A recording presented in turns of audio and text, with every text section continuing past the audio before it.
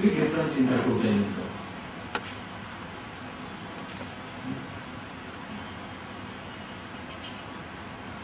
Now, interesting comes is is a question when what happens that if the taxpayer himself finds that where there has been dealings between in the context of 482 where the pricing has not been done on an arm's length basis, and if he was to get a voluntary addition in the return of income.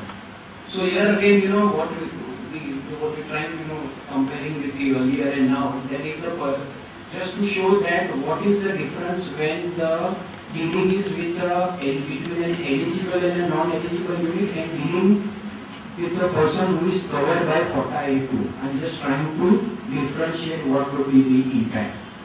So here, if the purchase is from the related party, the gross total income is 200, and assuming that the assessee is entitled, the entire profit is exempt under 10 average, the taxable income is nil. However, if there is a dealing with a related party, and there if we find that the payment was on the higher side, and therefore 20 ought to have been disallowed. If the taxpayer was to himself make an addition in the return of income of that 20, then in that situation, it seems that he is entitled to that because that will only increase the 10 double income. But if he makes a suo moto adjustment, it seems at least from the wordings of the section that he will still be entitled to deduction under 10 double because what the provision says is that where after the order is passed by the TPO, if there is an adjustment made, in that situation, that differential is not eligible for the incentive. But if the taxpayer himself, and we have, of course, we have IGATE situation, we have the decision of IGATE, which was in the context of revenue, where the revenue was computed higher than what was actually received, and therefore the taxpayer made that adjustment and he paid. And we also have, I think, Deloitte's decision, but that's again on the expenditure side, and this is somewhere near to that, which is a contrary decision of the Mumbai Tribunal. So currently you have a Bangalore Tribunal which is in favor, which at least accepts this principle, but we have a Mumbai Tribunal in the case of Deloitte which is again. So one will have to be careful, but at least I think from a plain reading of the law, it seems that this position, at least the wordings of the section support this proposition.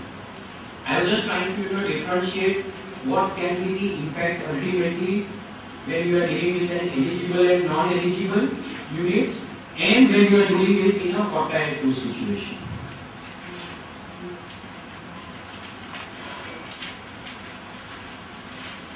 So going from any questions around data, because then then we'll move to data IA10.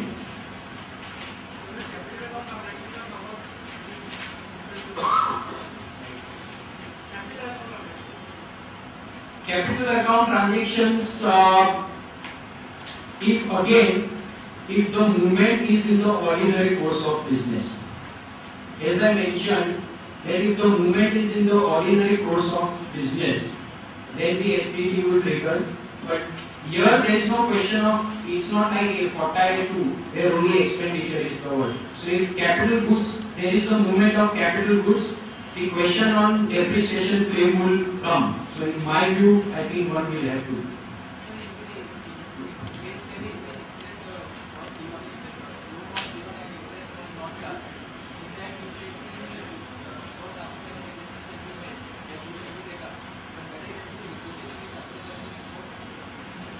See, here the question will come.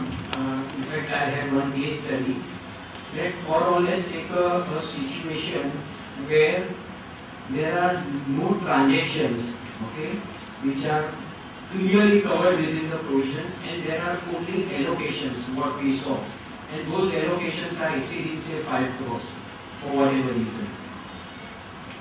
In my view, I think from a penalty perspective, may be advisable to do the compliance.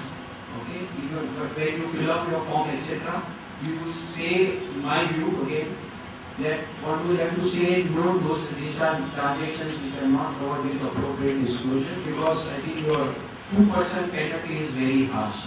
So if you have situations, so yes, there will be various situations. If I take a position that HO allocation is not a transaction, SDT in that sense required, but if I have to make that allocation and then the amount crosses 5 crores. So I think there will be various situations, but again, I think one will have to take a judgmental call. In the year of capital expenditure, whether these decisions will be affected in the year of expenditure or in the year of trading depreciation? No, as far as so when you are saying that if the non-eligible unit, okay, has actually sold some asset to the eligible unit, and if for reasons maybe it's in which situation that I will not claim a depreciation. It's in the capital work in progress. What is trying to say? Okay. Then I think in the next year it should happen. But what will happen, I tell you, it's again, and that we face in our international also. Somewhere, so what is that you are going to justify? What you need to justify is actually the cost. So it's better to do the compliance in the first year. In that year, I am not claiming same API. No, I agree you are not claiming. What I am saying, what you need to justify is the cost of the asset, the purchase price. Because depreciation is then part, is a consequence, no? Because it is not there. Because if you have paid a higher cost, your depreciation claim is going to be higher. So it's better to do the benchmarking and compliance in the year of purchase. And then you can follow it in whenever we have started claiming, and you can rely upon. Because at that point of time, I don't know how you will do a benchmarking for the cost which was incurred 2 years back. In such a situation, whether these provisions will apply, because these are the independent years. So in the first year, it's a capital expenditure, so not affected. In the second year, when the reduction is done at that time, it's a depreciation. No, that's exactly what I'm saying. I'm saying you benchmark the purchase price in the year itself, I'm saying. That will help you when you are claiming the depreciation. Because then otherwise there could be a situation you will never comply. No? In your what you are saying that you will never comply in any of those years, which is incorrect. Because that cost is relevant. See, for example, in the international, say suppose you buy shares today. Okay, there is right shares or whilst let's not get into the Vodafone and share category. Okay. When shares are typically or when you make investment, okay, you say that TP does not apply because there is no income arising. Right? I'm talking from the investor's perspective. Okay? After 3 years down the line, you sell it to third party. Then you will say you will never comply. It will always be there because that initial investment cost you will in any case will have to pay. Right? So it's always advisable that in that year of transaction only you at least have the cost benchmarking on that ALP done. So you are therefore not asked questions on the cost and later. Okay, coming to 8I, 10. Again, it needs to, of course, in contrast to 8I, it has to be some other person. I think the two things that comes is that what is the trigger for invocation? Assessee, of course, has to carry on eligible business, and if it appears to the AO that owing to the close connection or otherwise, the business is so arranged that the transaction produces more than ordinary profit in the tax holiday unit. And again, it is, of course, the consequent amendment that wherever STDB has to apply, then the arm's length price will have to be computed as provided. So this is actually kind of a double edge in that sense that the scope is not restricted to good or services and also not restricted to 42 persons. And wherever if the revenue is more than ALP does imply existence of more than ordinary profits. So think let's, if one reads the section, insofar as it relates to transactions which are STTs, one will have to do the ALP. If it is not, then you will still go to the existing provisions. And that becomes important when you are doing the benchmarking. And benchmarking, how do you do? Because all of us know that when it comes to STT, we have the prescribed rules, methodology, average, a simple arithmetic average, and you have your up to 3% of the range which is available to you. But if you don't fall within STT, the close connection has a wider meaning. And today also we do what we mean by ordinary profits. And ordinary profits in that situation strictly are not required to be done in the way you do from an ELP perspective, because there could be extra circumstances, external circumstances also which will be leading, etc. But it's not a straight jacket formula. So just to take this by way of an example, here you may have that A and B are related parties, and B has a tax holiday unit, and there are transactions between A and the tax holiday unit. So here, from A's perspective, ET will not be applicable because for them it is a revenue transaction. We are all clear. But when it comes to B, the payment is to a party which is under fortile to B, because clearly it is the parent in that sense.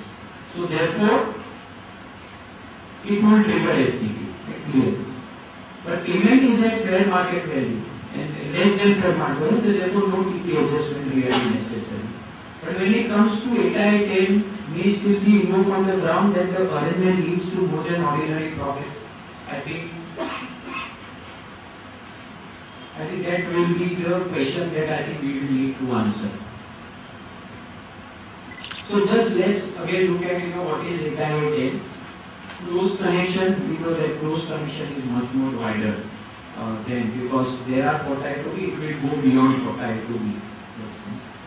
More than applicable profits and applicability to loss. Again, my view, yes, profits will include loss, so therefore less than ordinary losses will have to see. And then the challenge will come, how are we going to do the benchmarking? And all of us know that our last resort is TNML. Now in TNML when we will have to do, I don't know whether I will have to find average of the losses, loss-making companies, or those are going to be loss-making and profit-making companies, because they are never be able to find comparable data of eligible units. It will all be at the entity level. So I think this is going to be the biggest challenge. And honestly, also there is no straight answers to this. Concept of ordinary profits wider than LLP, I don't think anyone has doubts about that. Applicability to capital expenditure, yes, I will again say yes, it will be, because as I mentioned, depreciation, one of the examples is that yes, depreciation will be forward.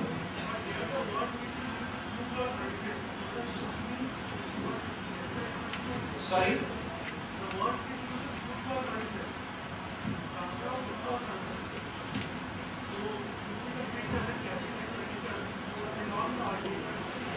My goods can only, goods or services, goods will be capital goods also. If I am selling, it's capital good for you, and what I am selling is in my ordinary course. I may be a manufacturer of machinery, and what I am selling to you is machinery. For you it is capital goods.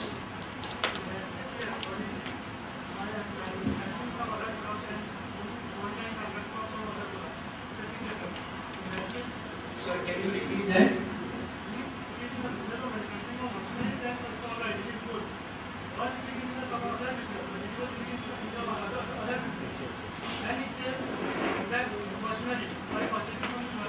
And here also, if you can see, 8 and 10 again, and if you have to look for it. See, it says the course of the business is arranged, and business is much more wider concept. It will include everything.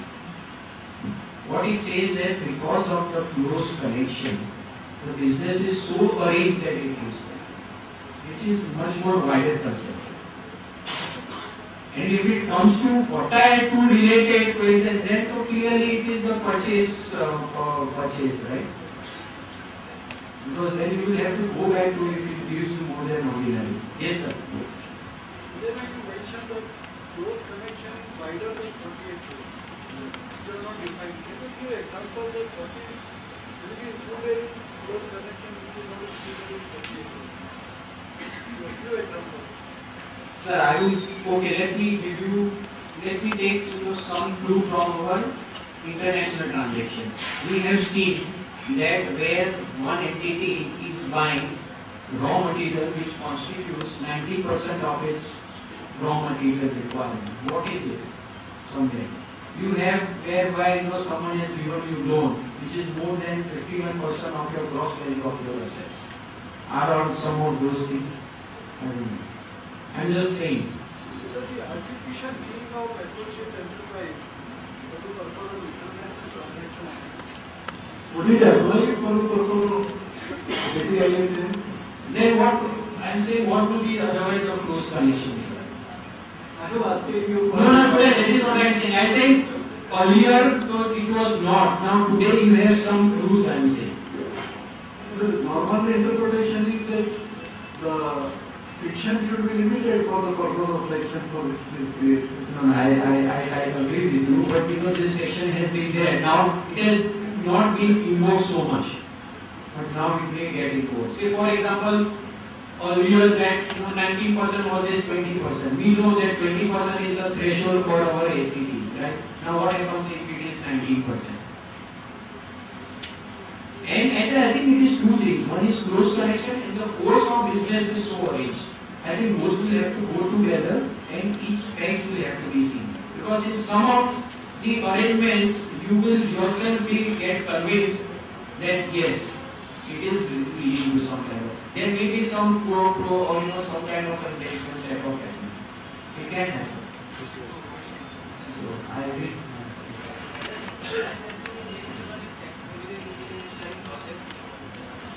Yes, will come to yes, it will come into law. Yeah, it will come. Once you start claiming, okay, you of course it is there, but since time is also I can jump to that. You have sections whereby after 15 years you can choose 10 years, and you may choose all of not those 10 years. But once you have got into the initial year, okay. And then subsequently, if there are losses, etc., those losses will have to be set off. Then you again come into the profit and you start claiming it. So therefore, you will have to very clear. It will apply to ETI also. Absolutely. Very well. Absolutely. First you do initial and thereafter now. Yes. Yeah. Once. Initially it is not. No. Because we are not doing it. Actually. And there also only for the eligible expenditure. Only for the eligible expenditure.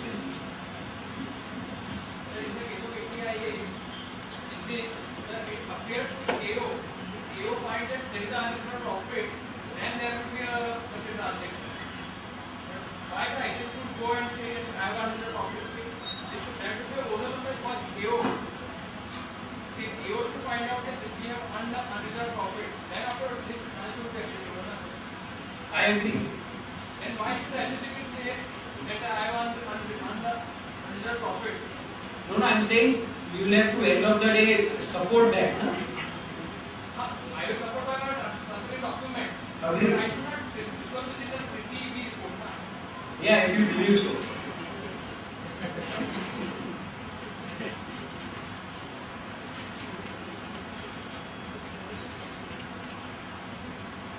So again, let's come to this on